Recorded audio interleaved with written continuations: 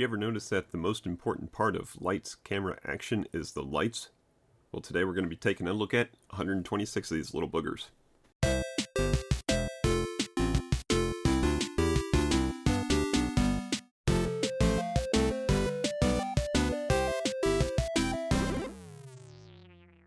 Hey everybody, it's Chris from FamilyGeekery, and today we're going to be taking a look at this Vivitar Creator Series Studio Light Pocket.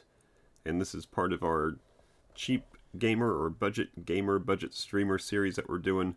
We did a Vivitar microphone the other day. I'll put a link to that in the description below. And next up, or after this, we're going to be looking at a webcam. But for right now, we're going to be looking at this Studio Light Pocket. So let's look at some of the specs here and see what it says it's got. So it's showing built-in battery, that's nice, metal body, and 126 total LEDs. So this looks like it's obviously a competitor for the Elgato Key Light Mini, which also has the metal chassis and is also have the battery built in. So it's a truly portable light. Biggest difference between these two is going to be this has RGB lights instead of just white, and also the price. So let's see what else we got on here.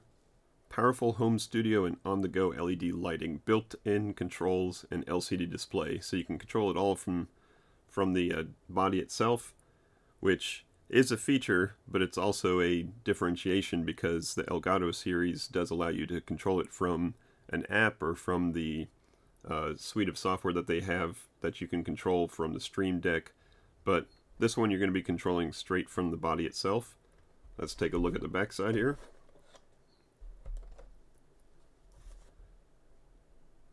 So starting at the top, RGB, cool white, and warm white LEDs. LCD display and navigation buttons. We've got vertical and horizontal tripod mounting. That's going to be nice. Includes the Studio Light Pocket, USB charging cable, hot shoe camera adapter, so you could put this right on top of your camera if you want. And then there's some specifications. The cable type is USB-C. I really appreciate that. The sooner we can get rid of all those other USB cables, the better. Let's keep it all USB-C from here on out. So let's open this thing up and see how it looks. Alright, so here's what we got. We got the light, we got a charging cable, we've got the hot shoe adapter, which is interesting because it's partially plastic, partially metal. Mostly plastic, I would say. Whereas the one that came with this guy, which is much smaller, this is the $5 Vivitar LED light that we reviewed on the channel a couple weeks ago. I'll put a link to that in the description below. This one came with a fully metal hot shoe adapter. But that's okay. I'll show you how this is used a little bit later.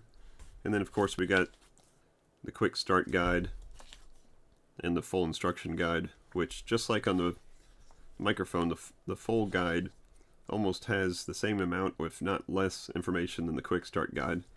But that's okay. We browsed through that. We know everything we need to know. So let's take a look at this and see how it works. So you can kind of see from the video here that there's multiple different types of LEDs underneath there. There's going to be warm white, kind of bright white or cold white, and then RGB lights also. And once I turn it on, you'll see that. And this is, like they advertised, nice metal case. It's got some good weight to it. Obviously there's going to be the majority of it's probably going to be battery in here. And then we've got the interface and then 4 buttons on here. As far as mounting it, there is a 1/4-20 hole on the horizontal side, and then also a 1/4-20 hole on the vertical side, so you can mount it either this way or that way depending on how you want to mount it. So let's go ahead and turn it on and see how it works. So we're going to long press the power button to turn it on. I can see it start to glow there, and I've got several different modes I can choose from. So on the screen here, it's set to white right now, which you can see allows you to change both the brightness and the color temperature. And I'll be honest, I'm not a light expert by any means, but I do know that having light versus not having light is definitely the first step as far as what the white balance color should be. I'm not an expert on that, but if it's important to you, then you can control it from here. So let's go ahead and change modes. We're going to push the mode button. The next setting says hue. So you can actually change the hue and the saturation and the brightness on this one. So right now it's set to kind of like a blue color, and the colors that I'm seeing are not being fully represented on the camera. So as the camera adjusts every now and then, you'll see the colors show up. So let's hit mode again. Next mode is RGB. So in this one you just adjust the levels of your red, your green, and your blue from 0 to 255. So you can see right now I've got my G turned all the way up, my green turned all the way up, and the other two turned all the way down, which is why we're getting a nice solid green color. And again, the green that I'm seeing outside of the camera is a lot nicer looking than the green that you're seeing in the camera. Let's hit the mode one more time. And now we've got FX. So there's actually 12 preset special effects that you can cycle through, and then a brightness of each one. And some of the special effects are simulated lightning, simulated fire vehicle, simulated police vehicle. So probably something that you'll never use professionally, but fun to play around with anyway. So let's go ahead and change some of these.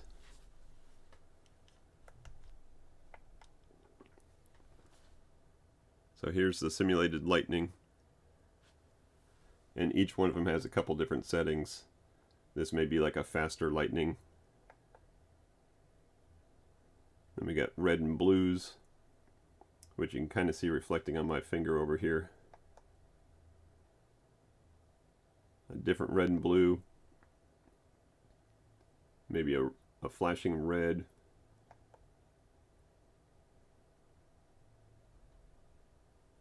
Not sure what this one is. I'd have to look at the manual. It does list all 12 of them out. It looks like it's just cycling through colors.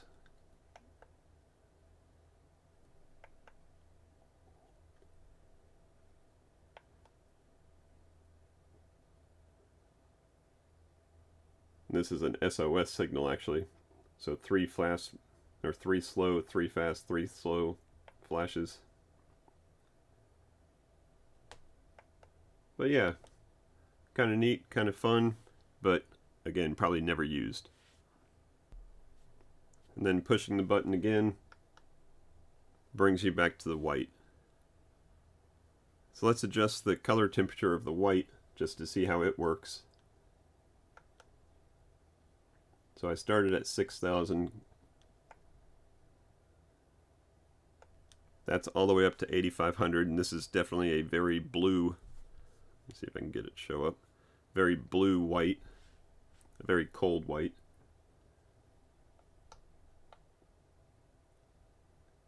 And then bringing it all the way down to 2,500 is a very warm light. So depending on what kind of light you need for your color bounce or your white balance, this is certainly going to get you wherever you need to be. And at the 6,000 I started at, you can see that it's using both the bright lights, the cold lights, and the warm lights together to give you that mixture. Alright, for the next test, we're going to go back to our favorite model here, Spider-Man. And I use this picture because it's got a lot of colors to it. It's got a solid white background, and it's just a good mixture of color and detail. So right now I've got my normal studio setup, which is 2 Elgato Key Light Airs, and they're kind of pointed off, not directly onto Spider-Man, but they're pointed off just to kind of light the area.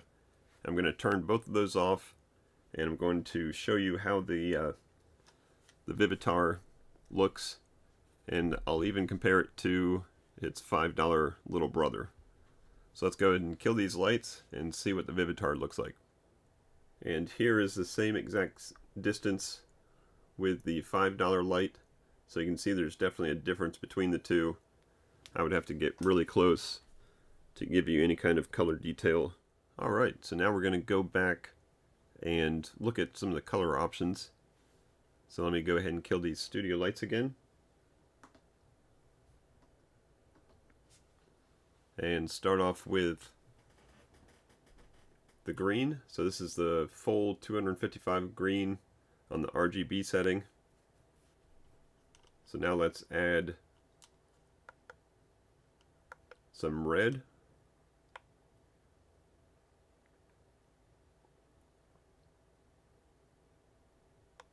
So here's full power on green and red. Now let me go ahead and take that green out.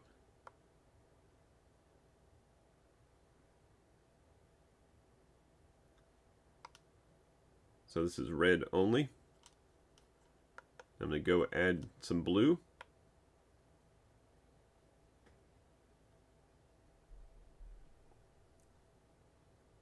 So this is kind of a purplish. And let me go ahead and take that red back out.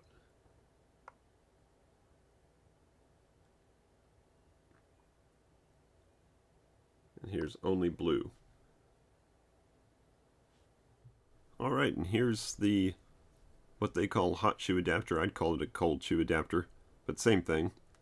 So mounted onto a camera and then mounted on here, and obviously it's got two wheels. The bottom wheel here tightens the adapter down to the cold shoe, and then the top wheel tightens the threads onto the light itself.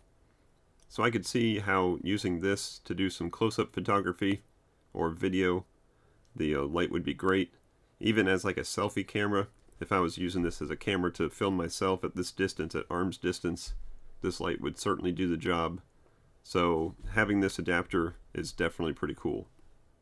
Now where this light would be really cool would be pairing it up with something like this small rig, which folds out to being a full rig to put a smartphone, clip a smartphone into it, and it's got a cold shoe up at the top here. So adding this light to it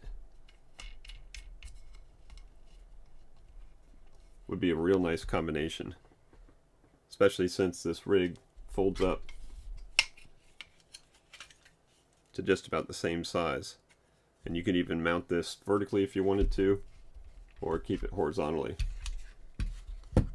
So these two guys right next to each other, about the same size. Throw these in your backpack and go filming wherever you want. Alright, final thoughts time for this Vivitar Creator Series Studio Pocket Light. And I gotta say, for the money, if you need a light like this, if you need something that's battery powered, something that's portable, something that's bright, something that gives you some options on colors, then this is definitely the way to go. I don't have a Elgato Key Light Mini to compare it up against, but I imagine that one is a lot better with its software control through the app and through the software on your computer. But for just something that you just throw in your pocket, make some changes to with the buttons, this thing is great. Now, as I just went back and played back some of the video to review of the shining the light on Spider-Man, I can tell you that the video that you're seeing is a lot better than what I was seeing when I was filming it, and I think that's just because my camera screen was dimming because it was dark. So I wasn't seeing, I thought it looked pretty bad. I thought the light wasn't doing a whole lot, but once I looked at the video, I can tell you that it looks a lot better. It looks very similar at that distance to the studio lights. Now, I know that they're not turned on full brightness and they're not shining right at the subject, but for overall effectiveness of just something this small, getting enough light at that distance, which is probably 12 to 18 inches to the wall there, I can tell you that it looked pretty good in the video. So if you need something, like I said, as a selfie light on a rig, or if you need something portable, or if you need something to shine light at a short distance, like a 2-foot distance, then this thing is great. Another use I could see for this is turning it on to one of the RGB lights and using it. If you're a streamer, you could use this as your backlight. So have this shining behind you at your wall, maybe a nice red or green or blue or something, whatever color you want, have that shining on your wall. That way you've got your face light shining white on you, and you've got an offset color behind you. I could see this as doing a good job for that. So that's going to wrap it up for this video. If you got one of these and you use it for something, go ahead and throw a comment down below and let me know what you're using it for. Let me know how you like it. If you learned something from this, go ahead and give me that thumbs up. It helps out the channel a lot. If you want to see more content like this, and if you want to see the rest of our creator series and budget gamer series reviews, go ahead and hit that subscribe button so you don't miss any videos.